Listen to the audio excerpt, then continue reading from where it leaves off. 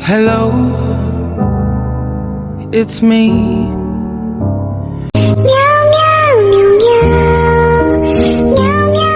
Ang gigigil ako dun sa kabit, nakakabuisit kasi may kasabihan nga. May kasabihan nga sa Bible na huwag makikiapit sa may asawa ng may asawa para naman yung babae na yon isang ahas. Kaya nga may kanta na, tukso, layuan mo ako dahil yung babae na yan, buisit talaga yan, ahas! Grabe mga kareaksyon. Akala ko, simpleng cheating issue lang ito. Pero habang tumatagal ang kwento, mas lumalalim ang pagtataksil hanggang umabot pa sa sariling kambal ng asawa. Panoorin natin hanggang dulo dahil may mga desisyon dito na siguradong magpapaisip sa lahat ng may pamilya at relasyon. Pero bago tayo magpatuloy, isang like at subscribe lang po. Masaya na po tayo. Simulan na natin. Ito yung mga reklamo na gusto naman marites. Yes, 100% Idol Rafi. Naiyak ka na agad, sir. Ano ba yung kasalanan mo kay Mrs.? Kaya kayo nag-away. Sir, lagi lang kasi ganun yung nangyayari. Kumbaga kasi sir, yung konsensya ko na yung kinakalaban ko. Okay. Opo. Tapos po, yung kinakan ko sa kanya, dapat umuwi na lang ka ako. Kasi 7 years na po kasi sa ibang bansa. Hanggang ngayon po kasi wala naman siyang ipon. Pero nagpapadala naman. Sa mga nanay niya po, saka sa mga anak niya po. Tama lang. Para magbanat ka ng buto. Oo, Kaya pero siya po, nagpunta ng abroad para gumanda ang buhay ng inyong pamilya, ng inyong mga anak. Now, ano po yung kasalanan mo, sir? Kasi ang ginagawa mo, sir, akala ko pupunta ka rito para makipagayos. Ngayon, babalikan mo si Miss na hindi kasi umuwi. Sabihin mo na agad yung inyong Opo. kasalanan. sir, bali po kasalanan ko, yung na meron po kasi ako naging Grabe no? Umpisa pa lang, inaamin na agad ni Mister na kinakain na siya ng konsensya. Ibig sabihin, kahit gaano mo itago ang mali, darating ang araw na ikaw mismo ang mahihirapang dalhin ito. Gaya ng estudyanteng nandaya sa exam pero takot na takot mahuli. kinakasama dito po na bali po nung bago siya umalis po sir, yung naging kwan ko po, nagkaroon po ako ng kinakasama dito. Pero Okay, so pag alis ni Mrs., agad-agad, meron kayo pinalit. wala pa naman sir, kumbaga mga 2 taon ganun pa rin sir. Dalawang taon. Opo. Sino itong kinakasama mo ngayon? O ginelpren mo? Yung kwan po, bali po sir, na kilala ko lang po sa kwan po sa text lang po sir. Anong trabaho? Sa kasambahay din sir. Kayo ang nagsasama na ngayon ni kasambahay. Hindi po sir, bali siya andun sa trabaho niya po. Bali ako sir, andyan ako sa... So alam ni mismo Mrs., Alam naman po niya sir. So- Sinasabi ko naman po sa kanya na ganito, ganyan. humingi ka ng tawad. Umuhingi naman ako ng tawad sa lahat ng naging kasalanan ko sir. Kaya ayaw makipagbalikan pa rin si Mrs. Hindi ko nga alam sir, kasi sabi ko kung gusto niya na kung ano maging desisyon niya ako sir, willing po naman ako na kung ano yung ibibigay niyang desisyon sa akin. Anong Habang nagsusumikap ang misis sa abroad no para sa pamilya, si Mister naman ay naghahanap ng ibang babae para itong taong iniwang magbantay ng bahay sana, pero siya mismo ang sumira dito. Grabe. hawak-hawak mong... Sir, baka mas maganda na maging straight to the point ka na rin kay Idol Rafi kasi Yeah, tama. actually may papakita akong video kay Sir Rafi. Hindi namin to pwedeng ipakita sa mga netizens dahil masyadong maselan to. Ikwento mo ng buo kay Sir Rafi kung bakit nagawa ng misis mo itong video na to. Oh, no. Don't. Ikwento mo, Sir George, maging straight to the point ka kay Sir Rafi, bakit nagawa to ng misis mo? Bali po yan sir, kasi matagal na kasi na pinorward nung kinakasama ko yan. Ngayon parang inopen yan, yung parang binasa niya lahat yung mga ganong nangyari. Tapos yun nga, parang yung binigay sir na pinorward ng kinakasama ko sa kanya, dinibdib niya. Ano po yung pinoward ng kinakasama mo? Yung kwan po, yung sa naging kwan kami ng kapatid niya po. Itong si kasambahay, karelasyon mo. Forward po dun sa asawa ko sir. So, nakarelasyon mo ang... Hindi, Meron sir. ka pang... Hindi naman po Maliban sir. po kasi, meron kasi siya nakarelasyon sir na 5 years. Okay. Ito yung sinasabi niya na kwento niya Nakasama ko kanina, po. nakasama niya. Maliban dun sir, pinatulan niya din po ang mismong kapatid ng kanyang misis, nakakambal po ni misis. Si sir naman pinaligo-ligo mo pa kami. So, ibig sabihin, ang kasalanan mo bukod doon sa kasambahay, sabi mo na kilala mo sa text, meron ka pang isang nakarelasyon nakakambal ni Mrs. Akala natin kabit lang ang problema. Pero mas lumala pa nang mabanggit ang sariling kambal ng misis. Isipin mo na lang na ang taong dapat mong kakampi ay siya ba palang nagdulot ng pinakamasakit na sugat. Di po naging karelasyon, sir. Kumbaga, parang yung humingi kasi siya ng tulong sa akin. Paano kita tutulungan, sir, kung pati ako pinasisikot-sikot mo? Sabihin mo na totoo para makatulong kami. Yun po ang totoo, sir, na pumunta kasi sa akin siya na humingi ng tulong. So, nung tinulungan mo, Sir, medyo inamin ko naman sa sarili ko na medyo naghanap din ako ng ko, sir. o yun naman pala, sir. So ibig sabihin, pinatos mo. Po, so, inamin ko yung sir. kasalanan Kasi ko naman dun, sir. paligoy-ligoy ka pa. So, pinatos mo yung kakambal ni Mrs. Ilang beses kayo Balikwan lang, sir. Minsan lang kasi pumunta doon sa inuupahan ko dati. one time lang? Bakit kakambal pa ni Mrs. talaga yung pinatos mo? Meron ka naman na pala isang kasambay. Sabi mo, Bali kasi, hindi ka pa sir, nakontento sa kabalastugan mo, sir. Hindi po, sir. Bali po kasi, sir, bago ko nakilala yung kinakasama ko ngayon, yun naging kon ko pa kasi yung kon na. So ibig sabihin, nauna bago po mo yun. nakilala itong kasambay na kinakasama ngayon, yung palang sa likod ni Mrs., yung kanyang kakambal, pinapatos mo. Hindi po, sir. Yung nagkataon lang po na. Magulo ka, sir? Nagugulan ako sa'yo. Rachel, Yes, sir. magandang hapon po, ma'am. Nandito po, ma'am, si Mr. Okay, napapansin ninyo na hirap si Mr. ipaliwanag ang nangyari. Kapag hindi buo ang katotohanan, kadalasan nagiging magulo ang kwento dahil mahirap tandaan ang kasinungalingan. At humingi po siya ng tulong sa amin na para pagbatiin na lang po kayo. Hindi na po. Kasi po sa loob ng 16 na 6 na taon, 7 taon, magwawalang taon na nga po eh. Noong una, aminado ako, umalis ako kahit ayaw niya. Pero kailangan kasi wala naman din kami doon sa Pinas. Mahirap ang buhay, wala naman din kami pinagkakasahan, may anak kong 3. Meron ako kailangan pa pinag-aaral. Kaya nag-choice ako na umalis ako ng Pinas. Tapos, akala ko naman kasi naunawaan niya ako. Akala ko naiintindihan niya ako. Pero hindi pala ako naiintindihan.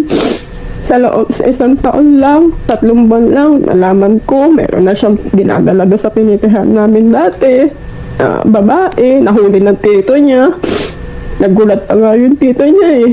Tapos, nagdesisyon siya lumipat ng bahay dahil siguro naihiya din siya. Baka sabihin sa akin ng tito niya na gano'n na may inuuwi nga yung asawa ko sa loob ng 3 buwan. Kakaalis ko pa lang, may kapalit na. Tapos, noong una, tumaga na umabot pa nga ng taon. After 2 years, Grabe no? Napakasakit marinig ang panig ng misis dahil umalis lang siya para mabigyan ng mas magandang buhay ang mga anak nila sana. Maraming OFW ang isinasakripisyo ang oras kasama ang pamilya. Kaya doble ang sakit kapag sila mismo ang niloko. Grabe. nagtataka ako, minsan may nag-message sa akin na, yung asawa mo daw, may babae na gano'n. Tapos ngayon, tinanong ko siya, sabi ko, may nag-text sa akin, sabi ko, may babae ka daw, na ganyan. Sabi niya, wala, sino ba yung gumagawa ng chismis na yan, na ganyan, i-forward mo nga sa akin. Di syempre, naniwala pa rin ako sa kanya na paninira lang daw yun, na ganyan. Tapos, nagtataka ako sa kanya, wala na siyang time. Pag tinatawagan ko siya, sabihin niya, lagi siyang busy kahit Sabado, Linggo. Wala na siyang time. Pero naghihinala na ako na gano'n, na iba na. Ito ba bukod doon sa karelasyon niya na sabi niya nakilala niya sa text lang na nakarelasyon din niya yung kakambal ninyo? Hindi ko nga po alam noong una, nag-aaway lang kami dahil nga dyan sa kabit na yan. Yung babae nakikipag-away din sa akin kung ano yung mga salitang di magaganda. Tapos minsan sinabi niya na, bakit akala mo ba yung asawa mo malinis na ganyan. Yung ex. Imbis na umamin agad, ilang beses pa raw itinanggi ni Mister ang mga paratang. Parang apoy ito na habang tinatakpan mo, lalo pang lumalaki hanggang hindi na makukontrol. Husband mo na ganyan. Pinatos kahit kakambal mo. Alam mo yung paninira na na hindi maganda, nang nakakadiri, ganyan. Di ngayon, tinanong ko silang dalawa. Sabi ko, ano yung sinasabi na yung kabit ni Diyos na gano'n daw, naging kabit ka daw ng asawa ko, gano'n. Sabi niya, ano yan? Sabi ko, bago naman papatulan yung asawa mo, ganyan-ganyan, yung paninira. Kahit yung asawa ko, tinanong ko din siya ng ganyan-ganyan. Kasi nga, wala pa nga akong, sabi ko nga, kung totoo yan, magbigay ka ng ebidensya, na ganyan-ganyan. Di syempre, ako naman, bilang kapatid ko. Tapos siya, kahit na nagloko siya, pinaniniwalaan ko pa rin siya eh. Binaliwala ko na kahit yung kapatid kong isa, sabi niya, huwag mo nga isipin niya, sister, hindi ka naman siguro gagayanin ng kapatid natin, ganyan-ganyan. Siyempre, kapatid ka yan, ganyan-ganyan. Di tapos, ito lang kahapon, nung isang gabi, nagtatry ako ibuksan yung old account ko, password ko. Ngayon, natry ko siyang open. Di tapos re-review ko. Maganda na hindi agad naniwala ang misis sa mga chismis at naghanap muna siya ng ebidensya. Magandang paalala ito na huwag basta maniwala sa sabi-sabi dahil ang katotohanan ay kailangang may patunay. Na bawat chat.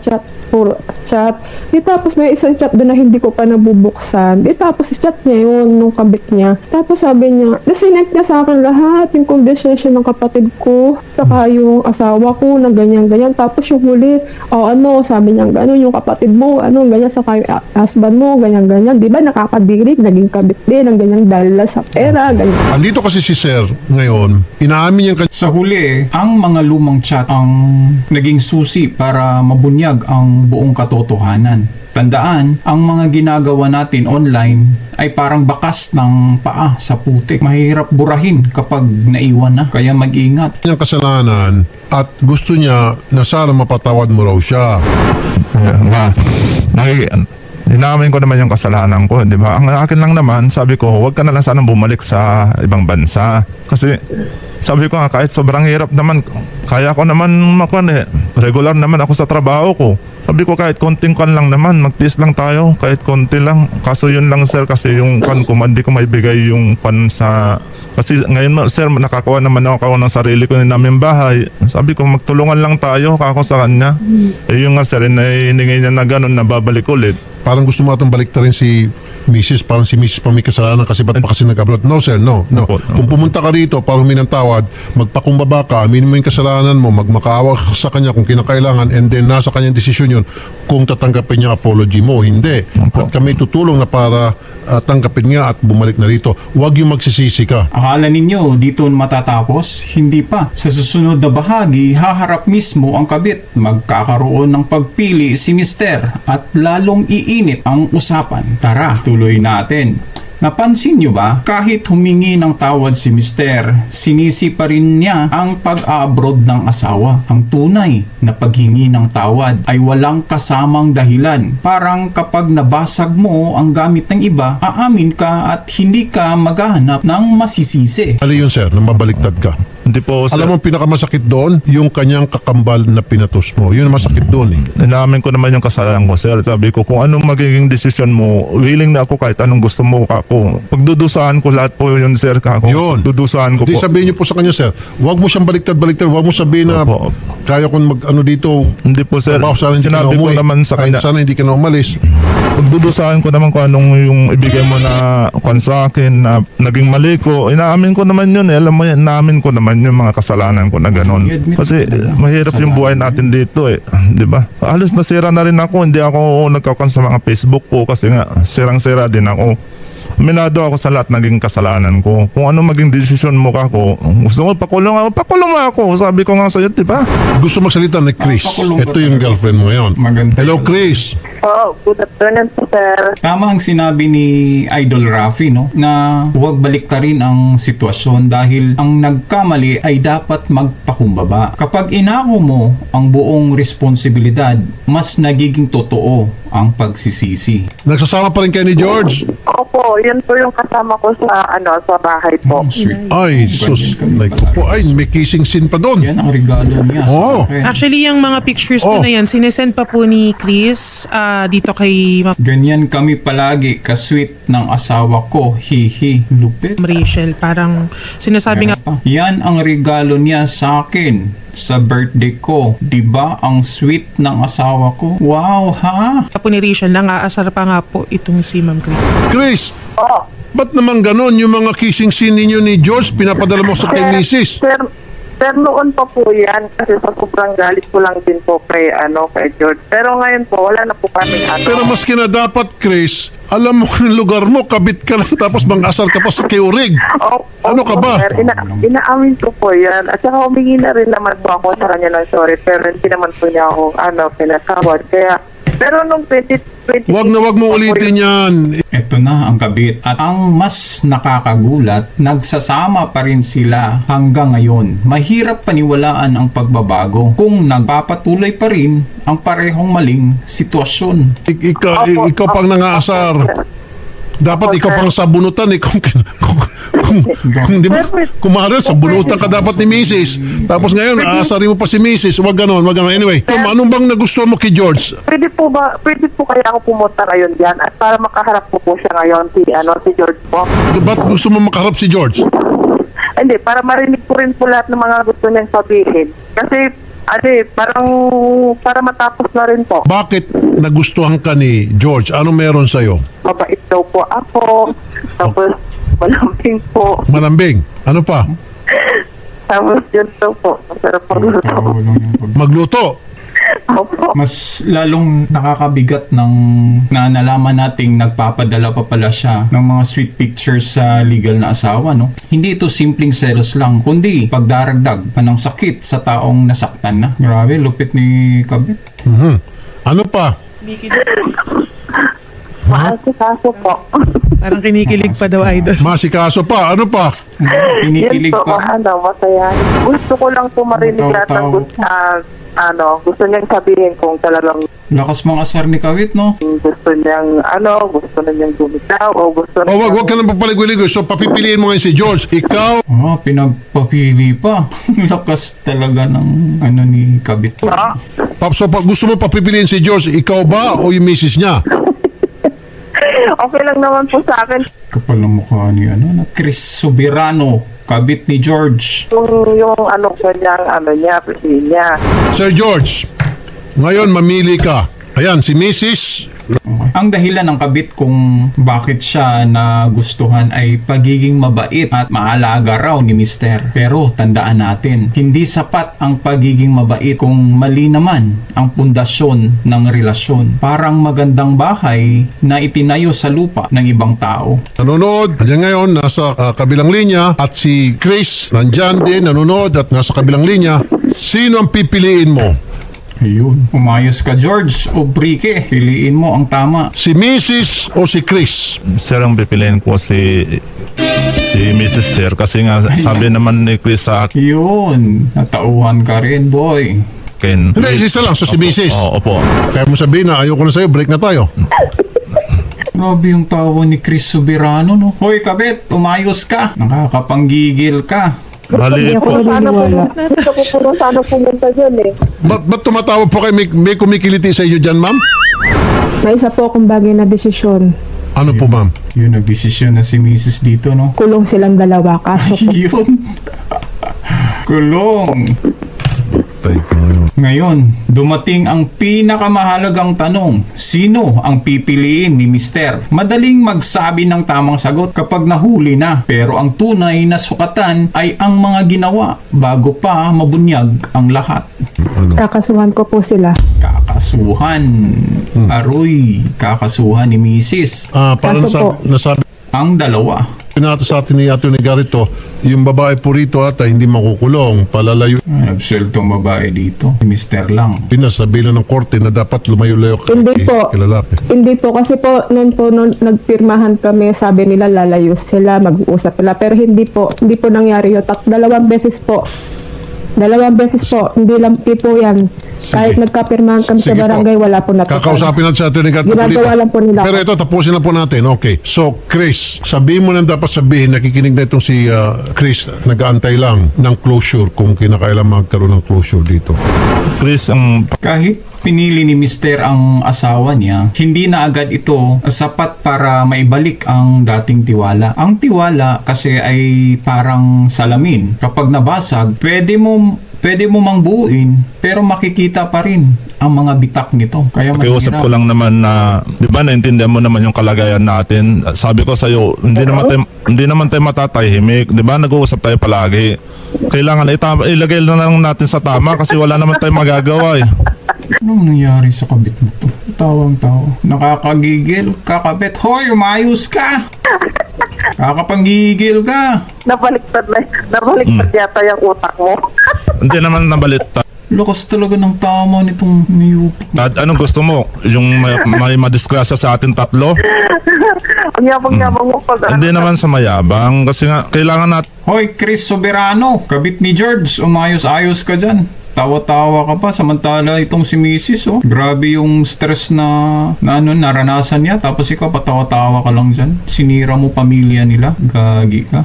tama yun eh. Hindi kasi pwede na ganun at ganun yun. Paulit-ulit tayo dyan. Doon na lang tayo sa tama kasi Sir, Sincero ka ba, George? O palabas lang yan? Ilang beses nyo na palang ginagawa yan, paulit-ulit. huwag natin pa siglugulo. Sabihin mo na kung anong gusto sabihin na i-cut short mo na yung relationship, tuloy pa rin. Sige. Chris, ikaw na lang natin.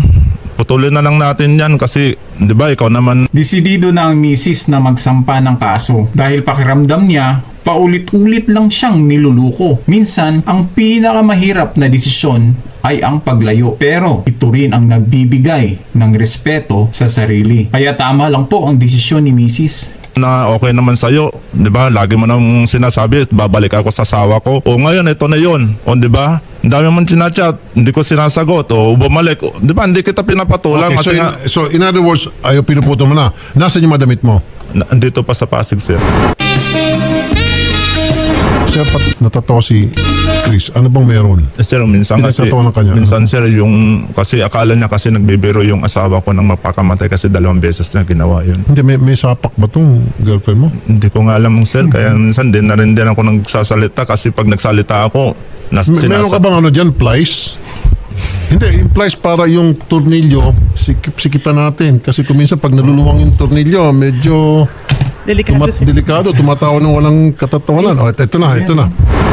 Tigil na lang natin to kasi mali kasi yung kon natin, pinasok natin, alam mo naman yan, lagi ko sinasabi sa'yo eh. Di ba? Oh, yan. Napansin niyo ba na gusto na ring tapusin ni Mister ang relasyon nilang magkabit? Dahil alam niyang mali ito. Sana lang dumating ang realization na ito bago pa nasira ang pamilya at nasaktan ang lahat. Pero huli na, nakapagdesisyon na si Mrs. Paano yan? Talaga ikaw mali. Siro. Lagi mo lang ganyan. Huwag mo pagtawanan, hindi kasi biro yung problema na pinasok natin eh. Damay-damay tayo dito. Nakakaya lahat, pati pamilya natin. Ako, inaamin ko kasalanan ko. Kaya umingi din ako sa asawa ko sa kasalanan ko kasi aminado ako dun eh. Aminado ako dun. Ganun na lang po, Sir Rafi. O, sige. Kaso po, kulong silang dalawa. Good. Yuan, kawawa kayo. Huli kayo. Ngayon, Aba nga. kasi ang gusto ko lang po na sa harap mo, nakikinig po kayo, nanonood kayo na tinatabla na ni George si Chris. Kahit na ituloy niyo pa rin kaso, at least Kapag ang isang tao ay ginagawang biro ang seryosong problema, ipinapakita nitong hindi pa niya lubos na uunawaan ang bigat ng sitwasyon. Halimbawa, kung may umiiyak na pamilya dahil sa nangyari, hindi iyon oras para tumawa kundi para umako ng responsibilidad. Hindi pa dito nagtatapos ang kwento dahil sa huling bahagi, mas tumitindi ang emosyon pag-usapan na ang mga kasong isasampa, ang tunay na aral sa likod ng pagtataksil at ang payo kung paano mapoprotektahan ang inyong pamilya laban sa ganitong sitwasyon. narinig niyo po na inaatasan niya itong si Chris. So Chris, ayaw na sa'yo ni George, wag mo na siyang gambalahin, okay? Okay po. Wag na. Hindi ako naniniwala dyan. Puro kasi ka-plastical silang dalawa. Dalawa silang plastic po. Pag ako nasa gitna, tahimik silang dalawa. Pero pag ako nasa wala, dyan sila umaapila. Tumitira silang patalikod. Kaya magpapail po ako ng kaso sa kanilang dalawa. Kulong po. Si Kambal. Kahit po, yan po si Kaya pa rin Chris. ba ng Kambal? Wala sir, wala na kami communication nun kasi matagal na kasi yun sir. Okay, sige. So ayaw niyo patawarin. Hindi po. Opo. Kulong po. Kaso po. Kaso, okay. Ipapal ko po lahat po ng sinabi sa akin ni Chris na aso ang ulol ako, naabol ng habol sa asawa ko, na mababalipad ko kung kani-kanino ako nagpapakamit. Makikita natin na buo na ang desisyon ng misis na magsampa ng kaso dahil pakiramdam niya paulit-ulit lang siyang niloko. Kapag paulit-ulit nang binabasag ang tiwala, normal lang na piliin mong protektahan ang sarili mo. Katulad ng paglalagay ng kandado sa bahay matapos itong mapasok ng magnanakaw. Kaya tama lang po ang desisyon ni Mrs. Oy, Tapos ma'am. po lahat yun. Tapos sinabihan pa po niya ako na yung anak ko daw po na anak namin na baka daw po hindi daw po anak ni George yun, na baka daw po sa kumpari ko. Yan po lahat po yan, sisend ko po sa inyo. Nako. Oh, John may kaso. John may kaso si Tapos hindi pa po Chris. noon, sir.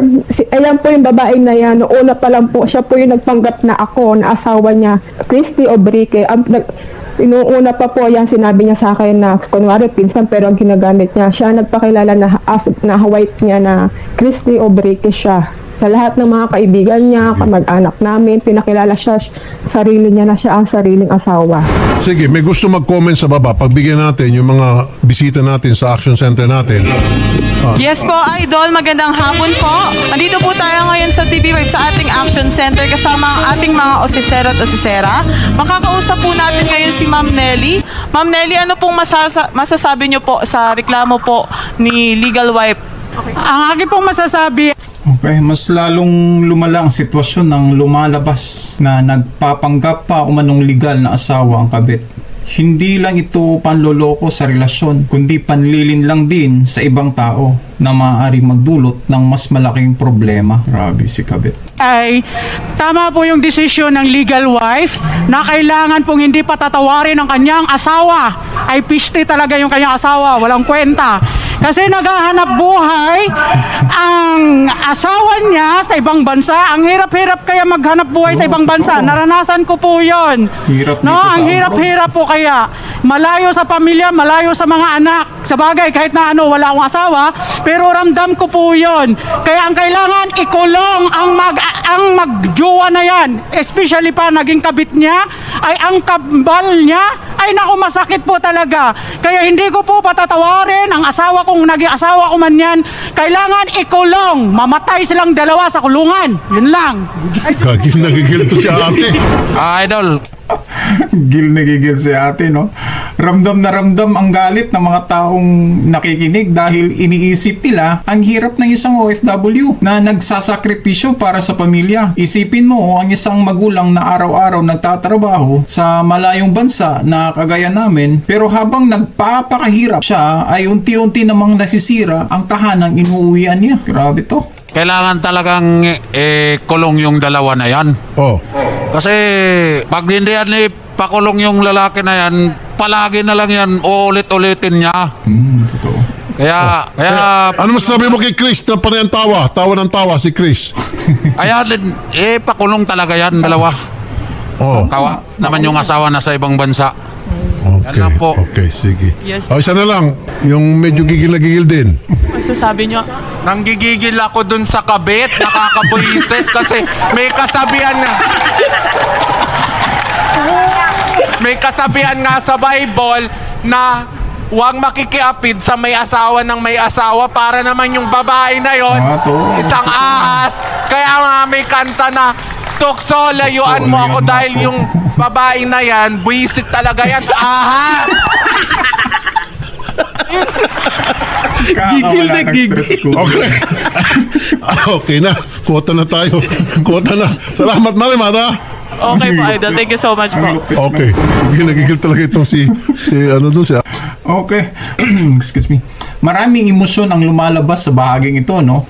Pero ipinapakita rin nito kung gaano kasakit ang epekto ng pagtataksil. Hindi lang sa mag-asawa kundi pati sa mga taong nakapaligid sa kanila. Kapag nagloko ang isang tao, hindi lang isang puso ang nasasaktan, kundi buong pamilya ang naapektuhan. At ito sa baba. Okay, sige sir. Pasensya na sir. Ayaw talaga ni Mrs. Ginagawa namin yung pwede namin magawa. Si Ma'am Rachel, kakausapin niya si Atty. Garrett para dun sa legal advice kung ano dapat gawin tungkol sa kaso ninyo. Sige po Ma'am Rachel, huwag niyo iba ang telepono. I-hook up namin kayo kay Atty. Garrett tungkol dyan. At sir, meron kang last word para kay Mrs.? Ang hinihingi ko lang po sana, yung kung di mo man ako mapatawad, okay lang naman, tanggap ko naman yun eh. Minado ako, sige, tuloy mo, okay lang sa akin yun. Kasi noon, Sincero ka ba, mister? Noong ko pa naman sinasabi sa iyo yan eh. Noong bago ko umalis, sinabi ko na sa iyo yan, 'di ba? Alam mo yung mga ganyang problema. Inaamin ko yan lahat. Pero yun lang sana pakiusap ko sana kung hindi ka sana naman umalis. Kasi sa totoo lang dapat din na lang tayo nagkakwan eh kaysa ganyan eh. 'Di ba? Pinabayaan mo naman ako noon eh nung Huwag mong isisi sa misis mo. nagsasama tayo. Kasalanan mo, pinapahid mo sa kanya. Loko ka ba? 'Di ba? Alam mo yung pagkukulang mo sa akin, nagsasama tayo, 'di ba? Binabaliwala mo ako. Kung kailan sa tagal mo yan, ngayon mo na isip na Humingi ulit ng tawad si Mister, no? Pero mapapansin nating sinisingit pa rin niya ang mga pagkukulang ng asawa noon. Ang tunay na pagsisisi ay hindi naghahanap ng dahilan o kapalit dahil ang mali ay mananatiling mali. Tandaan mo yan, Mister. alam mo lahat yung kulang. Alam mo yan. Pag inuulit ko sa iyo, di ba? Oh, inaamin mo rin yung pagkukulang mo eh. Ito na masasabi ko sa'yo, oo, hindi nga ako naging perfecto. Hindi ako naging perfectong asawa, pero alam mo, na abang tumatanda tayo, nagbabago mga isip natin, di ba? Hindi tayo laging pabata na pabata. Habang nagmamature tayo, ang mga utak natin, kailangan din natin maging future. Alam mo na hindi mo kayang ibigay sa akin yung mga kailangan ko, lalo na may mga anak ko na kailangan ko pag-aralin. Alam mo yun, Kakawa si Mrs., no? wala tayong gano'n, wala tayong bahay, nakikitira tayo, hindi mo mapagkasya ang sahod mo. Ang gusto mo lang kasi matapos yung mga anak ko ng elementary, okay na. Ako hindi eh. Kakaiyak naman. Dahil ako, second year lang natapos ko. Gusto ko makarating yung mga anak ko sa college. Palagay mo ba kung nandito ako? Hindi ako nag-test ng 7 years, hindi ba makakatutong yung mga anak ko ng college? Yung panganay ko, siman, pero hindi ko napagtapos, 2 taon. Yung pangalawa ko, ano ngayon, second year college. Kung hindi ako nagtitest dito, makapalagay mo ba makakapagdala sila? Hindi. Di ba? Alam mo yan. Alam ko nga. Alam ko nga yan. Pero dapat sana iniisip mo naman yung kalagayan natin, di ba? Unang-una, bago ka umalis, di ba? Bago ka umalis. Sinabi May Mister, umayos ka. George, umayos ka sa sagot mo. Sisihin mo pa yung misis mo. Gagi ka. na kita. Sinabi ko sa'yo. Hatiin natin to para makapagkwan tayo sa pamilya natin. Anong ginawa mo, di ba? Para sa anak mo sa una. Oh, Mahimik ka, hinayo pa ka, George. nagkwan ba ako doon? Di ba? Wala ka narinig sa akin. Ano? Sa anak mo sa Napakaganda ng paliwanag ng misis, no? Kung bakit siya nag-abroad. Lahat ng sakripisyo niya ay para sa kinabukasan ng kanilang mga anak. Maraming magulang ang handang malayo sa pamilya ngayon para lang hindi maranasan ng mga anak nila ang hirap na dinaanan nila noon. una, na dalawa. Oh, nakapag-aral na sila Alam lahat-lahat. mo. Oh, may pinadala ka ba sa akin? Wala ka na Kaya pinadala nga, eh. wala Tumahimik ka, George. ako Diba? pa dapat na magpadala sa'yo. Dahil ikaw Oh. nagsusolo ka, anas masahod mo sa'yo. Yung anak mo, pagka na binibigay mo 500, palagay mo ba? Pag mayroon naman ako, Dapat binibigyan ko matututo naman sa'yo. siya eh. Marunong kang magpakumbaba, George. Huwag kang singit ng singit dyan sa mga pinagsasabi mong ano. Oo nga, nandun tayo. Pero ako bilang isang ina, kailangan ko rin supportan yung mga anak ko. Alam mo ba yun? Kaya nga, di ba, nag-usap na tayo sa mga ganyang problema mo, di ba? Oh. Saka alam mo, Hinarangan yung ba kita dyan? Last na uwi ko, 2022. Ayusin mo, George, Bago ko ayusin umalis, mo. nito lang. Sabi ko sa'yo, pagbigyan mo lang ako ng isang taon lang, mananahimik na ako sa Pinas. Dahil gusto ko nga matapos lang yung bahay sa Cavite, mag-i-stay ako. Dahil total, nakarating naman ng mga college yung mga anak ko. Pero ano ginawa mo? Di ba, yung Araw na kahilingan mo, umalis binibigay ako. ko naman sa'yo yung Sandali bahay. lang, Oh. sandali lang. Araw na umalis ako, nasan ka? Nasa airport ako, tinatawagan kita, kamusta ka na? Sabi mo, nalulungkot ka, magsisimba ka. Pero ano ginawa mo? Nung araw din no, nasan ka? Nakikipag-date sa simbahan sa Baclaran, kasama mo ang kabit mo. Di ba, nag-usap tayo, sabi ko sa'yo, ako na lang maghahatid sa'yo. Oh, sinabi mo, hindi na. Huwag natin paalam na lang sa magulang mo para hindi na lang alam na nagsapan pa rin tayo. Oh, di ba? Umuwi ka dito. Di ba, bihira lang naman tayo nagsama. Sa isang linggo, minsan lang. Kasama pa rin lahat yung nanay mo, mga anak mo. Oh, ako lang mag-isa sa bahay. Ano pa ba ang problema doon? Oh, may narinig ka ba sa akin? Ayoko na sisisi si Mrs. Hindi po Siya naman, yung sir. agrabyado Sinasabi rito. ko lang naman po, Kasi sir. 2 beses kayo gumunang kalokohan, lalo pat yung kanyang kapatid, kambal niya, pinatus niyo. Anyway, Mayos ka, George. Yun po, nagsalita na kayo, nagsalita si Mrs. Ngayon naman si Chris. Chris, gusto mo magsalita? Meron kang gusto sabihin, Chris? May mensahe? Pakinggan natin yung hinayupak na Chris Soberano, aka Kabit ni George. Po kayo kay Mrs. Una, gusto mag-sorry? Mag-sorry ka na, Chris, kay Mrs. Oo nga po, humingi naman po ako sa kanya ng sorry sa lahat ng nagawa kong kasalanan sa kanya. Sana mapatawad ako. Sana mapatawad mo. Ayo. Maging sincero ka, Chris. Na yung Oh, Yun lang po. okay. Tapos, Ano mensahe niyo po, si George po. Chris, kay George? Kay George po, ang gusto ko po sana para hindi na po kami nagkikita. Gusto ko po sana siyang ipatanggal na siya sa trabaho niya. Tapos gusto ko lumayo na siya sa akin. Tapos doon na lang po siya sa Cavite tumira. Ipatanggal sa trabaho. Yun naman po siya. Ma'am, gusto mo ipatanggal sa trabaho si George? Yun lang po tayo. Yun lang po para. Okay. Ma'am, hindi ko gagawin yon kasi wala ang karapatan. Kung legal wife ka, maaari pa siguro. Punta kayo sa kabilang booth.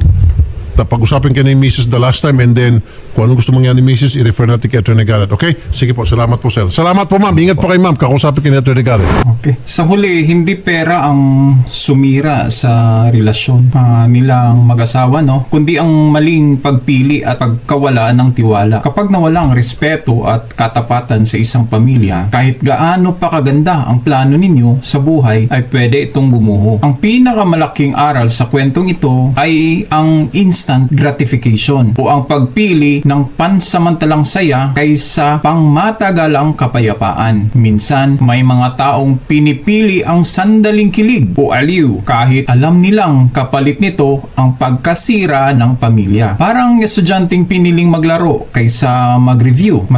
Masaya siya ngayon pero bumabagsak naman sa huli. Isa pang aral ay kapag nasira ang tiwala, napakahirap na itong buuin muli. Ang tiwala ay parang salamin. Ika nga, kapag nabasag, maaari mo man itong idikit ulit pero makikita pa rin ang mga bita. Paano nga ba ito maiwasan? Una, ugaliing magkaroon ng bukas na komunikasyon kahit magkalayo. Kahit 5 minuto lang na video call araw-araw. Malaking tulong ito para hindi maramdaman ng bawat isa na napapabayaan sila. Pangalawa, takda ng malinaw na boundaries sa ibang tao. Kapag may lumalandi o lumalapit na may ibang intensyon, putulin agad ang komunikasyon bago pa lumalim ang sitwasyon. Pangatlo, maging transparent sa inyong mag-asawa. Hindi kailangang ibigay ang bawat detalye ng buhay. Pero ang pagiging tapat tungkol sa mga mahalagang bagay ay nakakatulong para mapanatili ang tiwala. Pang-apat, huwag hayaang ang problema ay maipon. Kapag may sama ng loob, pag-usapan agad ng mahinahon. Dahil ang maliliit na isyu na pinapabayaan ay maaaring lumaki at maging dahilan ng pagkasira ng relasyon. Ang panghuli, unahin palagi ang pamilya kaysa sa pansamantalang tukso. Ang sandaling saya ay mabilis mawala. Pero ang sakit na maiiwan sa asawa at mga anak ay maaaring dalhin nila habang buhay. Mga kareaksyon, tandaan natin na ang katapatan